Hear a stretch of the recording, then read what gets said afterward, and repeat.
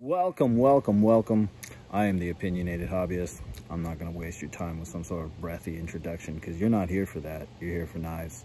Let's get to it. So there has been an open secret in the Benchmade world for a little while now that nobody really seems to know about. Now, when you think about a really tough tank of a beefy, strong Benchmade folder, what do you think of? You think of the Adamas. Think of this guy right here. Okay. Now, there have been a lot of videos on YouTube already talking about how this knife actually has some lock issues. And I would agree. I've had those issues myself, but I have been seeing videos online that talk about adjusting this knife in a way that will solve those issues. So I went ahead and did that on this Adamas. And I also have another Adamas that hasn't been touched from the factory. And we're going to do a little bit of a lock toughness test against this guy right here, the Benchmade Presidio 2 full size. This is the CF Elite version. And we're going to do a little bit of torture testing for this guy. So first off, I just want to say, before we get started, that we never want to abuse our tools, guys. We always want to treat them with respect. They help us through our day and through our work, and we want to make sure that we maintain them and we take care of them. So we never want to do things like baton our folders. You know, it's just a bad idea. That's not what they're meant for. That's not what they're designed to be good at. So just don't do it. Don't baton your folders. So anyway, we're going to do a baton test with these folders now. We're going to start with a factory Adamas. This hasn't been messed with at all. Haven't touched a single piece of hardware on this thing. This is straight up right from Benchmade.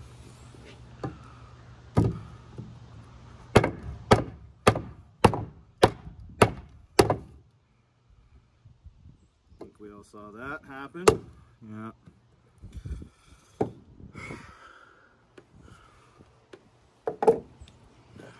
We have a second Adamas here that I watched some YouTube videos on and did some adjustments on it that are supposedly supposed to make the blade fit onto the lock bar better, and we'll see how that goes.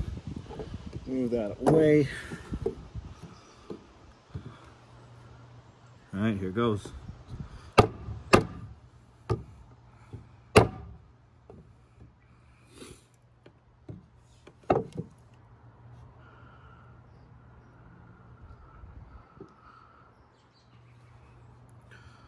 So the adjustments don't seem to have done very much.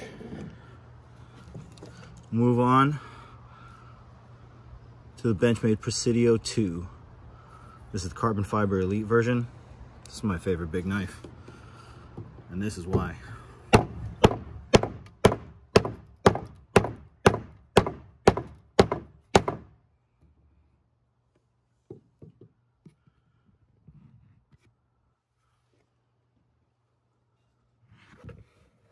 This is the toughest Benchmade in existence, and nobody has any clue.